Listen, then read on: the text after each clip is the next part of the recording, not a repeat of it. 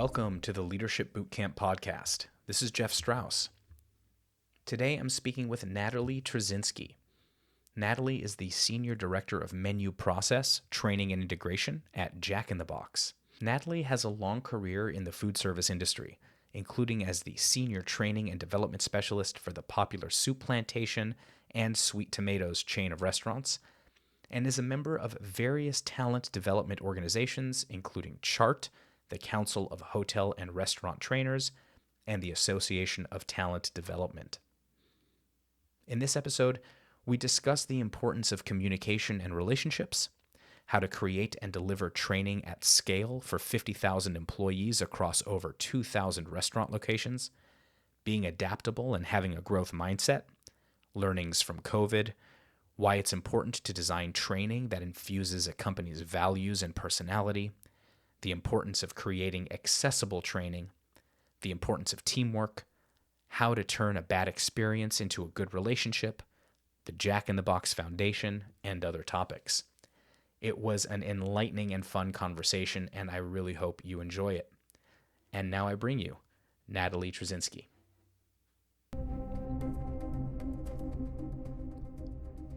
So Natalie, thank you for taking the time. Really appreciate you coming on.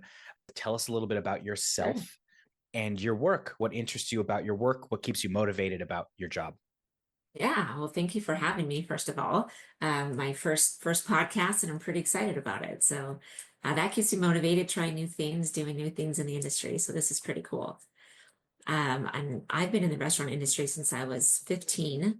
My first job was at Spaghetti Factory chain of restaurants, and I just loved it. I loved everything about serving food, taking orders, having the specials that you talk about.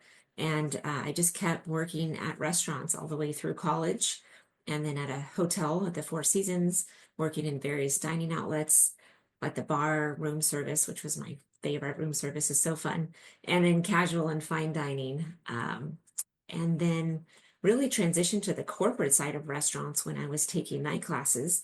For grad school, I started looking for a more full-time opportunity. And a friend of mine who worked for, at the time, Soup Plantation and Sweet Tomato restaurants told me there was a training position. And it just seemed like a really cool match. I never thought about a corporate side of restaurants. So I started working there and creating training guides and training materials and training videos.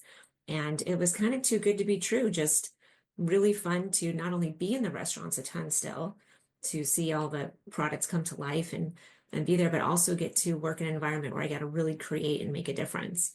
So I just, that's my background and how I got into the restaurant industry. What is the difference between fine dining, for example, and Yeah. Soup Plantation, which was one of my favorite restaurants going to with my family growing up?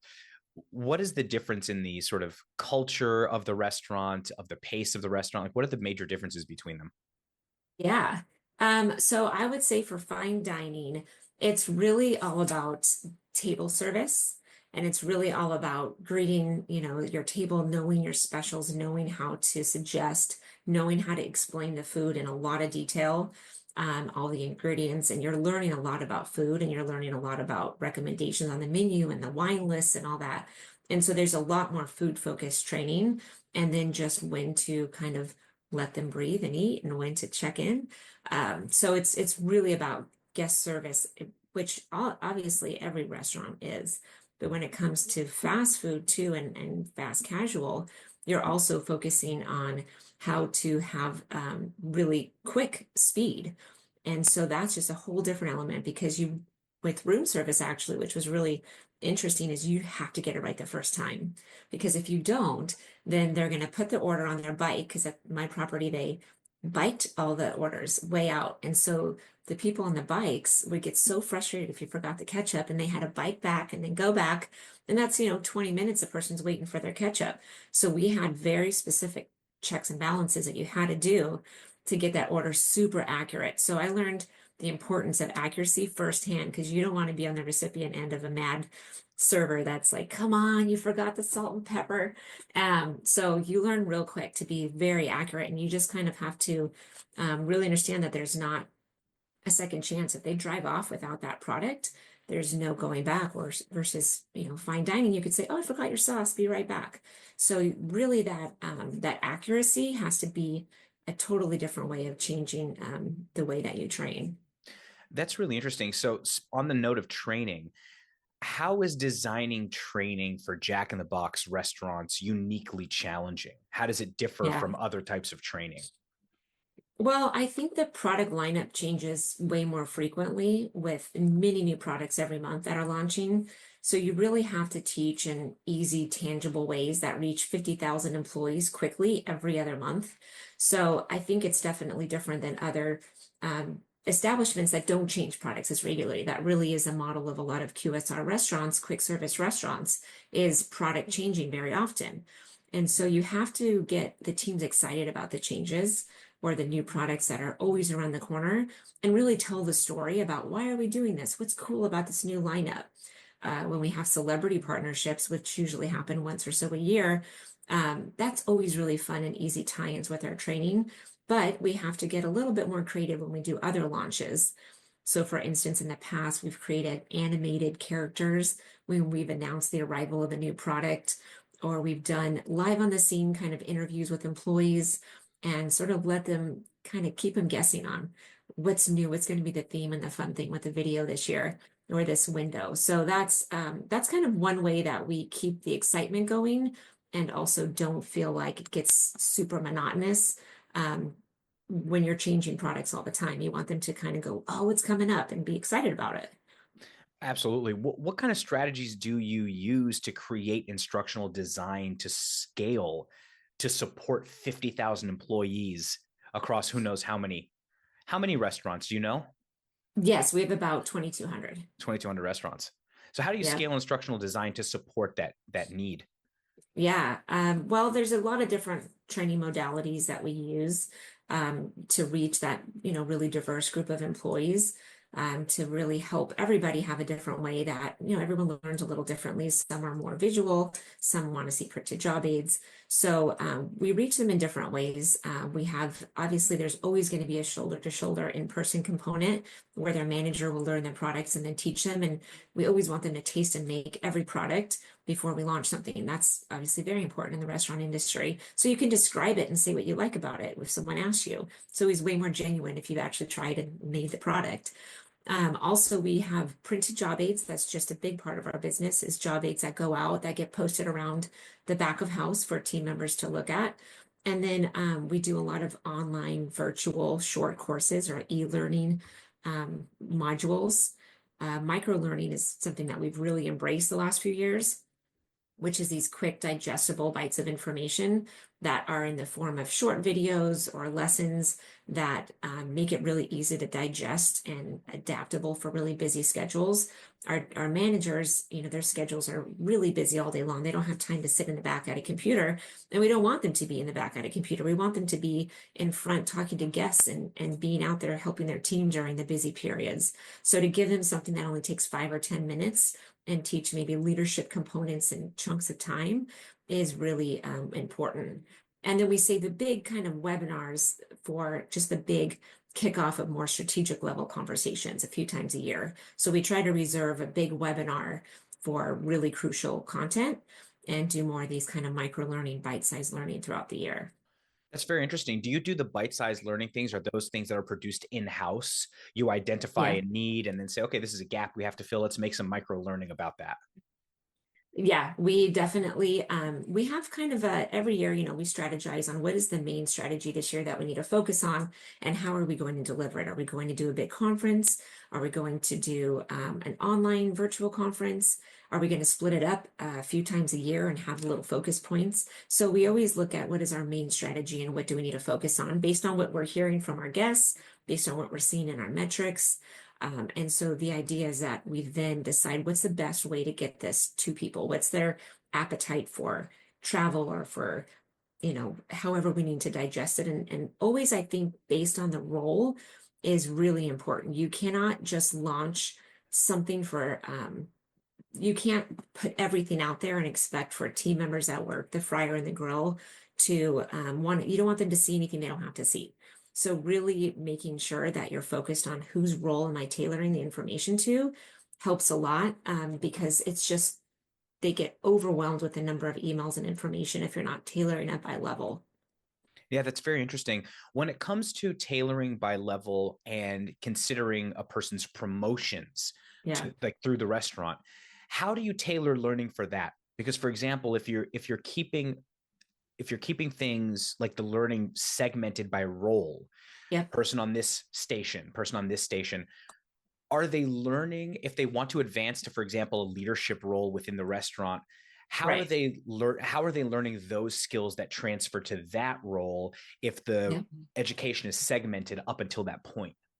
Well, I would say it's loosely segmented in the terms that everybody always knows a few workstations. You need to understand the people around you and what they're doing. So there's never somebody that comes in that only knows fryer Mm, or only knows one workstation. And I would assume that's the same in all, dining establishments, that you can't just be an expert in one area because it makes scheduling a nightmare mm. if you only know that person can slide into one spot. And B, when you have different shifts, some shifts you have quite a few people on, and some shifts later in the evening, you have very few people. And so they need to be able to do multiple workstations. So everybody has to know, certain numbers of workstations. So there's always that cross-functional learning. And then if you're moving up in different positions, you keep learning more. And so, um, they definitely are very cross-trained and they're so close together in their environment too that they see what each other's doing. But you really have to understand the full picture of how your role fits in the bigger picture. And that's something that we focused on this year a lot too, is understanding the impact that each role has on the bigger picture. So, for instance, speed is a team effort. The person at the fryer is just as important as a person that's assembling it, as a person that's handing it out. That's not just one person can make an impact on the speed. Everybody has seconds that can impact the speed. So we've been definitely talking about the whole, idea of team and everybody plays a role in anything, whether they think they do or not, they absolutely do. So relating back any initiative we have to what their specific roles are really helps them to go, oh yeah, I can see how if I didn't stop my station before this rush, I am impacting speed just by nature of having to go to the fridge and get something. I And love. maybe they wouldn't look at it that way before. I think that's so fascinating. I love the speed as a team effort. I will be Yeah. taking that quote. That's a great quote.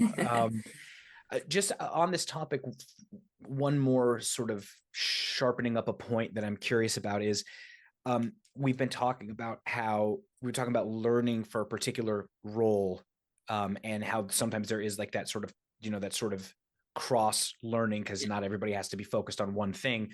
What kind of opportunities are there, if any, for sort of learning from one another, like this sort of incidental learning that occurs? Like, is somebody sort of looking over their shoulder and saying, oh, that's interesting how the manager handles that thing? Are there Yeah. opportunities for that? Have you seen that manifest in the restaurants at all? Like in terms of within a restaurant itself, kind of mentorship.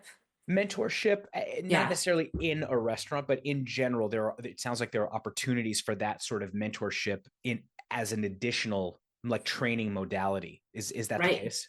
No, that's a great point. We launched a big training effort with a lot of our district managers this past year. And a lot of it was to get in the restaurant and watch, kind of be shoulder to shoulder to watch how they're doing certain aspects of the restaurant, certain areas that we were focusing on. And it was to kind of say, hey, here's some ways that you can help, coach and say, maybe you could try this way. So we definitely have been actually really focusing on how can we coach our leadership. It really starts, obviously, everything I think starts with the leader and how everything trickles down. So helping coach them to be really good coaches so that when they're in a restaurant, they can say, hey, let's look at making it this way, or let's try this, versus saying you're doing it wrong. So I think a lot of it is just leading by example, and just you have to be in your restaurants to really um, build that relationship. And you don't want to be the person that comes in and just kind of drops a bomb on them every time you're there and says what they do wrong and then get out. You need to really be there, and so that they know that when you're in there, it's a partnership, it's a relationship. It's not oh no, they're here to audit me. They're here to just, hey, help me and chat with me and see, what great work we're doing. And that's something that we have just a lot of really great success with our district managers that do a really good job of that. That's fantastic. I'm a big proponent of the belief that the managers are the key to employee engagement. So that's really nice that there's a focus on that. On that note, I won't mention any other business names here, but I think there was a movie a couple years back about how the efficiency of a particular quick Yeah, service restaurant yeah, was developed. What kind of opportunities are there, or is it encouraged or discouraged, or how do you approach it yeah, for people to be creative about their roles within the restaurant? If somebody says, "Oh, this isn't a yeah, great way to do this," does a restaurant manager, for example, have the autonomy to say, let's change this up, or is there a more bureaucratic process? Because again, you're doing this at scale, so how yeah. does that work? Well, we have a lot of really great feedback mechanisms that we can hear what's going on. First of all, we visit the restaurants, and all of our operations team is really committed to spending days in the restaurant every year and working side by side and making the products and hearing firsthand from a team member that's maybe been there for many years that says, you know what? We could do this, or maybe if we wrapped it a little differently, or maybe if we moved this, sauce bottle to this side, whatever it is, there's a lot of efficiencies that our team members come up with every day. So, going out there, we have a feedback mechanism to all enter our ideas when we're out in the field and we see things, and then we can use that to work on and prioritize what are some quick wins that we could do that help them in their day-to-day job. So, you can't really know exactly how they're feeling unless you're in the restaurant some more. And our team members have some of the best ideas for feedback. And we also have a leadership network that we meet with very regularly, consisting of a lot of field leaders that talk to us about strengths and weaknesses of our training programs and what we could do to improve it. And we want their candid feedback. We want them to tell us what's not working, what job aids need to be improved, what courses are just not resonating, or videos that maybe we're just not hitting the point. And we use all of our team members as actors in our videos. So we're in restaurants constantly filming. And it's really cool because sometimes they'll say, well, I wouldn't say it that way. I would say it like this. And even help us make sure that the terminology that we're using just makes sense for how they say it every day. And it doesn't sound so corporate-y. And it comes from them and they see themselves on the videos, which is also really cool too. So that's some ways that we do things. That's very cool to have that Yeah. level of inclusion of the Right. actual employee. That's a great way to create like that engagement. It's very cool. Yeah. um so one area I'm very curious about is the customer engagement, right? Yeah. So if YouTube has anything to say about it, the customer aspect of a quick service restaurant can be a challenging one. Yeah. And so I'm wondering what kinds of training is involved for customer interactions, and how do you and Jack in the Box create customer engagement with your training? Yeah. Well, role playing scenarios is super important. We have a lot of videos. We have always different role playing opportunities within our training. Lots of times, if we're making a menu change, we talk about how to speak to your guest about it and how to tell them what's new and what's changing. I think that helps a lot so that team members can address questions, make suggestions, and we always say to infuse their personality as well. One thing that our manifesto, we have a Jack in the Box manifesto, and we say that, we part of it says we unapologetically dance to the beat of our own music and be the curly fry in a world of regular fries. So to me, I interpret that as really meaning we encourage our team members to bring their authentic personalities to work each day and say hello and thank you in the way that's authentic to you versus a canned expression. So you want to feel like your authentic self. And when you feel you're empowered to be your authentic self, I think you naturally have a better customer engagement because you don't feel so in the box of what am I supposed to say? I've been at jobs in the past, I won't name what, but on certain phone calls, I had to say certain things a number of times, like repeat back customer names and things. And it just felt so forced that it would be part of our training. And I think it didn't allow you to almost have that genuine conversation with a guest. So we definitely want it to feel authentic and genuine. And yeah, role playing is always a great technique. That's very interesting. You're right about the canned expression. I've worked jobs as well where you have to say X thing X way, and it Yeah. does sort of it sort of it leads the conversation in a very uncomfortable way, and you sort of feel framed by that for the rest of the conversation.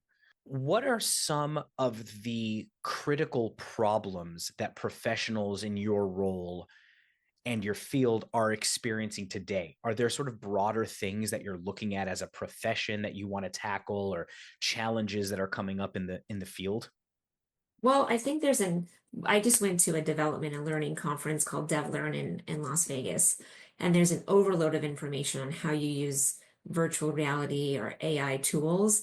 And I think sometimes it's being careful to, I would put it this way, being careful to over technology, I can't say the word, Over overuse technologize? Yeah, technology. There overuse you go, technology. over That's good. technologize. That's Yeah. the one. I think you have to be careful in training to not do something in a super tech savvy way just because there's resources there. Because at the end of the day, a paper job aid might be the right answer and might suffice versus overdoing something and then kind of missing the mark because maybe it's not adopted as well in the field. Maybe all they really needed was a job aid. And sometimes technology is amazing. You could do really cool virtual things. But I think that's one thing is being able to weed through some of the clutter that's out there and not feel like you have to be the first to jump on the bandwagon with technology if it's just not maybe going to meet the needs just yet. So I like to see what's going on and we like to be very up to date with what's happening in our industry and all industries and training and learning. And I think that conference is one way to keep us kind of abreast on all that. And there's hundreds of vendors that we walk around and meet with. But I think you just have to be careful not to spend too much time in technology if it causes so much work to be taken away from just the guest experience and how we're what our focus is. So I think working through some of that technology clutter is something for training professionals that I know based on just the conference I was at and talking to people 2 weeks ago, we all face. I think that's such a good point. I'm in technology, and something that I frequently counsel to people that I'm talking to is I like to say sometimes there's no high tech solution to a low tech Yeah, problem. And right. if, you It's a know, great one. if the low tech problem is, hey, we just need to change an interaction with somebody. Like I always say, behavior is a low tech problem, and Yeah, sometimes no amount of technology is going to help fix that. Maybe it's a yeah, paper training, right, one sheet or something like that. right. Maybe it's just a simple conversation, Yeah, right? So right. I totally agree with you. I think that's where, having just the ability for managers to have the skill set to have some of those crucial conversations and training that versus having some fancy virtual reality scenario where they can be going, now what do I do in this conversation? I don't even know if that'd be as impactful as just an in-person heart-to-heart conversation with somebody that's able to help guide you. So while I do think there's going to be use cases for a lot of really great new technologies, again, I just got to be careful with overdoing it, especially given our workforce and turnover in the industry and hours employees are working. You just have to go, okay, what's right for us? Absolutely. Speaking of this sort of what's right for us and the competencies and skill sets, Yeah, what skills and competencies do you think are important to have in your professional role as instructional design and training? yeah. What competencies and skills do you think somebody should have in your role? Yeah, well, I think to me, having really strong cross-functional partnerships is absolutely critical when you're in a training role because there's literally not one department in the company. I mean, I'm talking supply chain, marketing, legal, finance, culinary, everybody that I don't regularly impact with and that I don't necessarily, um, that I create training materials for or that I have to run things past them. You're constantly engaging with different people in different roles. So you have to be able to know who to go to and have a lot of contacts at your disposal to quickly check on things and say, hey, can I run this through your lens? Constantly in training. So being isolated and having a training team that's separate from the rest of the organization, but just doesn't work. You have to really be in the middle of things and have lots of checkpoints with all of your cross-functional partners. So that's something that I found to be a huge asset. And we're physically, even in our building, we're kind of in the middle of things, and I hope so much. And I think you have to be really flexible to, kind of ebb and flow. Sometimes you might be really going down one strategic path, and then you quickly go, you know what, we're going to change our focus And so now we have to maybe set that aside or table that and do it in a different way. So that's been something that's been a great asset is just don't get, too obsessed with your babies, your projects, Yeah. because you might just have to set them aside and I found oftentimes I'll work on something and we end up not doing it.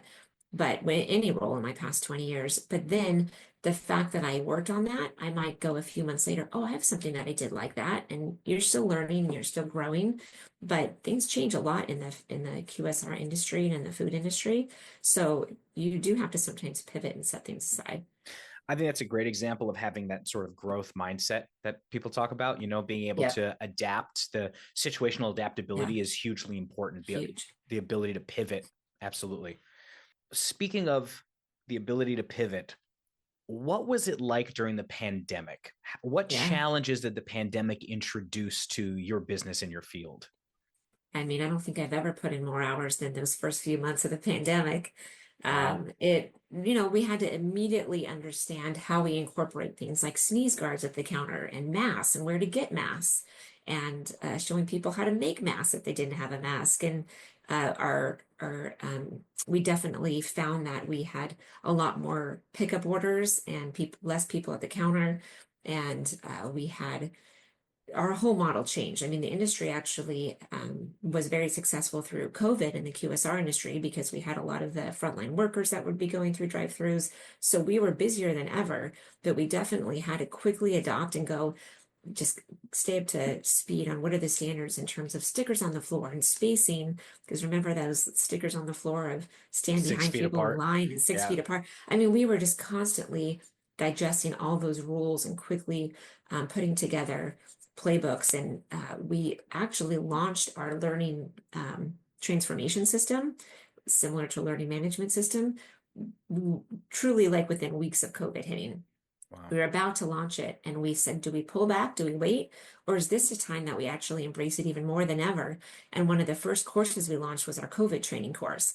And I think we quickly realized, oh, this platform is a game changer because we could quickly roll out a course to 50,000 employees and check that they took it and get that information out, which was something that we couldn't do before in the same way of, really understanding where they were digesting the information. So that was actually perfect timing, even though the timing was terrible in a way, it was perfect because now we had this tool and this mechanism to put together really dynamic, really cool courses and get them out. And then give, these quick 5-minute refreshers every time we need policies changed. So we actually leaned into technology in a totally different way. I don't think I'd ever worked a day at home in my life. And I don't think I'd ever used really a Teams meeting where I had a video on. So all that had to change overnight. And just like everybody, we adapted to it. And um, I don't know, I'm really proud of how productive we were and the fact that we still launched our training platform. And actually, I think it helped with adoption even faster at a rate than we would have seen without COVID. That's such a fascinating story. It's so counterintuitive to think that the QSR industry saw a boom at that time Yeah, when yeah, other like sort of more formal sit down establishments are right, closing left and right. So that's right, very interesting. Yeah. right. So it kept us very, very busy. That's very interesting. One of the things you touched on, and I'd like to dive into that a little bit, is you mentioned you had this new learning transformation system that you launched. Right, You right. discovered that the COVID training and that system and the COVID Yeah, training were really successful. And yeah, one thing that you said that I found interesting was you could launch this training and then yeah, see how many people have taken it. right, One of my right. personal critiques about training, especially video training, is one of the metrics that I see used a lot, at least in my industry, is attendance. And people are like, oh, Yep, 80% of people attended the training. We're in the yellow or we're in the green, right? If like right, 90% of people took it. But that attendance doesn't necessarily translate into learning. right. It just translates into somebody checking a box. So, what Totally. other things do Yep. you look for to ensure that learning is actually happening and it's being enacted? Yeah, I mean, there's a lot of gating mechanisms that we're starting to implement as the technology gets out there through our training platform. So you can really say that kind of like, your typical harassment courses that we all have to take every so often, where you can't move past something until you click here or do this or answer a question or correctly answer a scenario. We are able to incorporate some more gating throughout our courses so that it guarantees that they do have to have some ability to say, yes, I learned what you just showed me before you can move on. So implementing those in little spaces throughout courses are really helpful. One thing we did find too is we found, for instance, we've become more data driven in the last few years because of the launch of this platform. And we can tell that like halfway through some of our longer videos, we were seeing a drop off rate, and that we need to shorten our videos to kind of a sweet spot at 2 or 3 minutes seems to be a better, longer engagement. So just changing the way we train to make videos a little more TikToky, a little quicker than kind of your normal longer training videos, we can see a better use rate. So just understanding how everybody's using the training and technology. We found that we heard from our all the field team members that they love the videos. Just have a ton of videos back to back in a course versus text, text, video, text, text, text. So really our courses consist of a lot of different videos, but in different modalities. They might get an executive leader speaking for a minute or two. Then they might get a cartoony person that looks like a kind of a fun animated lesson. Then they might get a lesson where someone's kind of recorded themselves with a screen next to them. So there's all different modalities. So you never really know what you're going to get. Or there's just an animated kind of PowerPoint that, little fun things pop up. Like we have a lot of Jack in the Box emojis, or Jackbox himself has definitely made a lot of cameos throughout training videos and courses. So you never know when he's going to pop up and give a message. So I think even within the fact that we know videos are a great way to do things, we have to do videos different every time. So we have quite a few different video types. And then also knowing that it's tough sometimes in a loud restaurant to even hear the videos, having closed captioning and having key points shown with text on screen too. So just like, if you're scrolling Instagram at work, not that we ever do, you can't have volume up. So you definitely need to have videos that relate to, people now that just watch TikTok and Instagram and whatnot. And you have it in a way where even if they don't have the volume up, they're getting the gist of what you're showing too. Because we have heard feedback that sometimes it's hard to hear our message when they have a tablet in a busy restaurant and they're trying to do a training. So knowing that we're speaking to them in all different modalities and different ways in which they can learn, we've learned so much the last few years in that area. Have you noticed or have you observed a change in how training is being digested by people because of that TikTok effect? Yeah, I think they don't have patience for anything long at all. Like I think that video example shows, anything over 3 minutes, like they're like, what is this? This is so long. So really just having these short spurts of information, but we have tested out really short ones. And because you have to learn how to make a product, you can't, there's only so short you can go. So we've looked at kind of TikTok recipe videos and how they just throw everything in a pan and do cool stuff. So there's a little bit of a mix of we can make it kind of short and fast, but at the end of the day, they do need to be able to leave and actually make that product. So that's where you have a complement of a job aid as well there. So they saw it, they can kind of get the feel for, maybe certain nuances of how you shake something or saw something, but then the actual job aid that complements it will reinforce exactly the steps. Interesting. Do you feel like that's had any sort of effect, positive or negative, on training as a whole? Or do you feel like, okay, it's just now we're in a different time. People's attention Yeah, spans are like, what is a 3 minute video? Why is this taking forever? yeah, And the result of the training is the same. It's just that the training delivery has to, be adjusted for the user. Or right. do you feel like there's been an impact in the quality of work as a result of the different style of training that has to be delivered now? Well, I think to me, I think it's actually kind of cool when somebody comes into Jack in the Box, they see our fun commercials, they see what a cool brand we are. And then if their first day on the job, they were watching these long, kind of boring 10-minute videos, they'd probably be like, wait a sec, that doesn't really reflect what I thought you guys were. I thought you were this kind of quick, hip, in with the times. We have a lot of really cool celebrity partnerships with TikTokers and different people that, that people get excited about that to come in, you kind of need to mirror some of the fun look and feel of our, they might have joined Jack in the Box because they thought our commercials were so fun.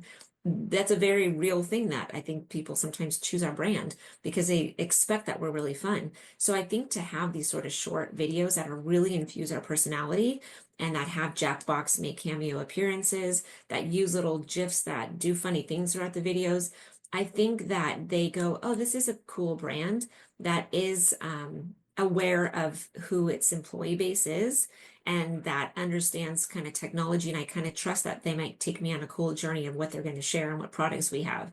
So I think it all helps with the onboarding experience to be a little bit kind of with the trend because there's a lot of really cool, awesome companies out there, but we want them to choose us.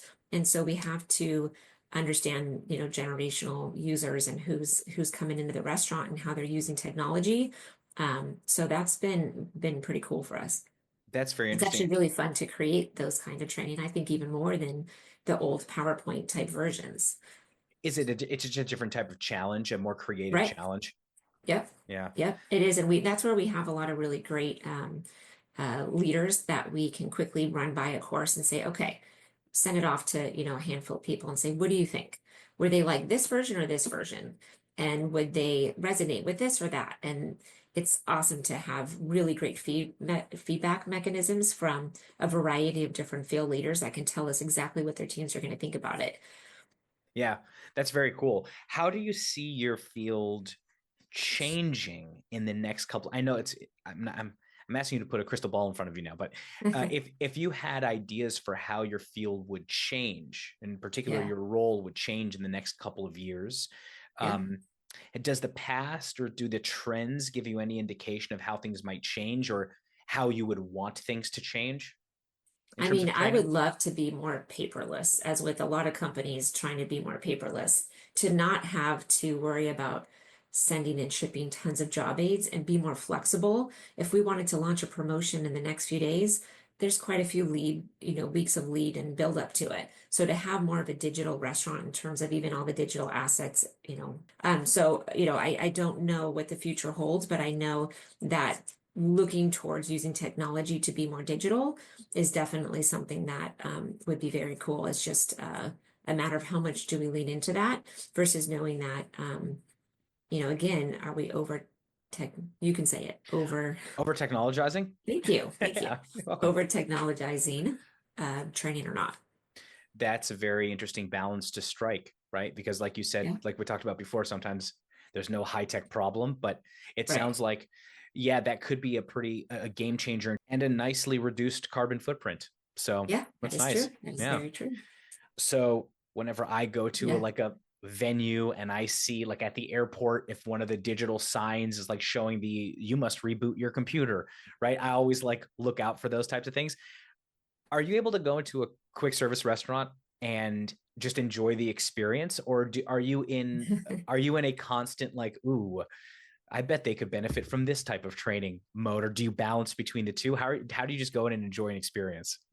Yeah, I'm pretty bad about that. I'm definitely very overconscious of kind of making the life easy for the employee that I'm interacting with to the point where I kind of stress if my kids can't place an order really quickly because I know that I'm killing their speed.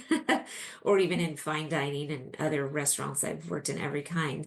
You know, with my kids are really messy at the table. I'm constantly stacking and cleaning things up to make it easy. So I definitely have that side of me. And I'm taking pictures when I'm in restaurants of things that I think is cool and sending it to my team. We all do that. Or saying, hey, look at this, you know, job aid that I kind of was able to see. Or it's fun to see what people are doing or let them know something that I saw that was kind of cool that maybe we could try that. So I definitely think I'm overlooking at things, but I one thing that I have learned too is that it's so important to you walk away going, how did that restaurant make me feel? Was it clean? Did people smile? Was it not cluttered? Were people in proper uniform? And as much as the food itself is, of course, critically important, how a restaurant makes you feel and that kind of feeling you get when you're there is just as important. So when we focus on training, not to lose sight of, we're not just focusing on food, we're focusing on the whole guest experience from the time they pull up to a restaurant to the time that they're leaving. When you go out to eat a lot, you realize that's just as important as the food itself when someone's deciding where to go. So being a foodie and loving to go to restaurants, I think that's something that I've definitely taken away. I can totally understand that. My wife has owned a restaurant and currently works at a restaurant that has numerous locations around the United States, Yeah, and she's in charge of catering and events. And one thing I've learned from her is to chill out when I go to a restaurant, right? Like it is a machine, and there are a yeah, lot of parts in that machine that need to work together in order for an individual to have the experience that they're having. And yep, if one cog in that gear system is jammed or not greased properly or has some other thing blocking it, then it affects the rest of the chain. And oh you yeah, know a lot of people take she this is what she told me, is full disclosures. I'll put myself out there. She told me one day, chill out, it's not the server's fault that there is something slow. There's a whole kitchen behind them, and then there's a right, whole there's a head chef behind that, and it's right, just this thing. So it's a really unique and interesting yeah, experience. I've shared with my colleagues and some of my classmates, some of whom might be listening to this, that my management hero, I've been asked who my management hero is, and the answer's always been my wife, because yeah, she has to run these restaurants yeah, that involve customer service and financials and right, managing time and managing space and the flow of guests and all that. It's a very difficult job. yeah. It is. Being a restaurant manager is so tough. When I worked at Spaghetti Factory, we had this nickname for the nightmares we would have. We call them spagmiers. And it was everybody talked about them because it's so common when you work in the restaurant industry. Not only do you go to bed late, so your brain has not been turned off yet, but you're thinking, oh, I forgot to wish that table happy birthday. I forgot Right. you're having, I mean, I can't even tell you how many nights I just have crazy dreams about serving tables because you're just on and you don't turn it off. And so working in restaurants just doesn't, it's very physically hard. Mentally, there's so much to remember. And so it's a lot of work, but I do think, like to your wife's point, it isn't the server's fault in a lot of situations, but I think it's the way that they handle it with the guests that can totally change the experience. So if someone had a bad experience, but you made it right, they might walk out of there having a better experience than someone who got it perfect because they now see that the brand really focuses on the people and they would have never seen that opportunity if they hadn't had something go wrong. So I do think that we used to joke with a past job that if somebody messes something up, that gives us a better chance of having a great customer for life if we can get it right. Obviously, you don't want to mess anything up, but it does statistically tell you that they will have a better chance if you can recover that guest of being a lifer for you. Yeah. So I think making sure that team members can really say to somebody, you know, a genuine, hey, I'm sorry, let me make it right for you, is a really important part of training, especially, yeah, in fine dining and casual dining too. I think that's such a great point. I haven't read any data on the topic, but I can also speak from personal experience, both in restaurants and also in my regular job, that if you do mess something up, the process of making it right can Yeah. create much stronger engagement and Oh, yeah. relationships on subsequent tasks. Right. So it's Right. really, really important. I totally agree. Yeah. Yeah. Yeah. For anybody that's interested in entering this field, right? Yep. Um, what associations or organizations do you think Yeah. are important for people to be a part of? Are you yourself a part of any Mhm. organization where you found either networking or involvement in the Yeah. organization to be particularly beneficial? Well, like I mentioned, I think there's some conference, there's so many different training conferences out there, and I'm sure there's many that I haven't been to at all. But I know specifically there's been an organization called CHART, Council of Hotel and Restaurant Trainers. It's a more intimate, small conference, usually a few hundred people, and it's really specifically people from hotel industries and food industries. I mean, you name every food brand is usually there, and it's all of their people in my exact role, training professionals, even down to instructional designers that create the job aids, and there's different tracks. And it's just a really great sharing mechanism to say, what are you doing? What are you working on? How did you find help. And it's sort of like we all share ideas and are open to learning from each other. And you're with people that are experiencing the exact same thing as you versus going to some of the bigger conferences. There might be a lot of pharmaceutical people that still have similar challenges, but not quite the same way, or people in, technology industries. So I like the Council of Hotel and Restaurant Trainers when you really have specific solutions you're looking for, and how to train on specific topics. But then so that's an association that has also regional chapters. So that's really been a great organization. I've gone to many conferences of theirs over the last 20 years. And then there's also, like I said, DevLearn, which is learning new technologies in training and development. And that just gives you a big, broad range. If you don't even know where to start, if you're looking for new learning management systems for your company, or what kind of technologies out there to incorporate in your training kind of tech stack, you can go to a conference like that and learn what's out there. Again, though, you have to not be overwhelmed and think you suddenly have to do it all. Yeah, So, but that's the tricky part. it is important to not get caught up in the nice, shiny, newest thing. So Right. I totally agree. That's definitely a caution that we have to make in my industry as well. Natalie, in our closing moments, is there anything else? I've learned a lot, by the way, through Yeah. this conversation, including Jack's full name. I did not realize it was Jack Box. He So thank you for is that. checkbox. Is our middle name? I don't think so. Okay, got it. Is it You know what his full? wife's name is? Jill. No, Cricket. Cricket, I Cricket. believe. Or is his daughter Cricket? He has Cricket, a I think daughter. is his wife. He has a family. He has a daughter and a son. Yeah, he's got a family. They used to be in some of the commercials in the past. I've even seen them make an appearance in a while. But oh yeah, he has got a whole family. Oh wow, I did not But know only that. the boys in the family have the jackheads. Oh, the girls have the The regular human girls, heads. yeah, yes. That's interesting. I know, Okay, it's pretty cool. I have to Wikipedia Jack's whole family now. Yeah. Um, is there anything else that you would like to talk about, or are there any promotions that you want to promote at Jack in the Box coming up, or things that you're doing personally that you want to share? Well, I think just one thing to share is, we have a really amazing Jack in the Box Foundation that gives back to children in our communities in terms of how we can help educate, feed, and empower youth.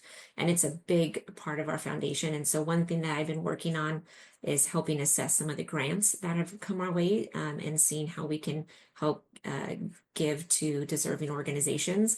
And it's really fulfilling to have the opportunity to do that as well as my day-to-day job, but really understand the bigger picture of how Jack in the Box gives back. So we have a lot of different promotions going on where you could buy, Jack in the Box ornaments, or Jack in the Box, different air fresheners throughout the year that give back to the community, that raise lots and lots of money for these organizations. So that's something that's really cool. I think having a company that also has an ability to have you give back personally. And we have tons of different volunteer opportunities that we can do through our foundation group. And, I've done a bunch of food banks. You can do park cleanups. We're doing a Toys for Tots kind of thing right now where you can adopt a family. So I just think that that's something that's really great about the organization, and that makes you feel closer to the brand that you're working with, no matter what your organization is. If there's a tie in, that kind of gets you to know your coworkers in a way that's a little more, um, you know, real and heart to heart. That's wonderful. Jack in the Box for good. Like that's Yeah. great. Um, Yeah. well, Natalie, listen, thank you so much for your time. I really appreciate you joining me for this episode of the podcast. It's been a really, really enlightening experience. Great opportunity to learn about your role and Jack in the Box in general. It's very, very cool. So thank you so much for your time. Really appreciate you. Thanks for having me. Hopefully we'll talk soon.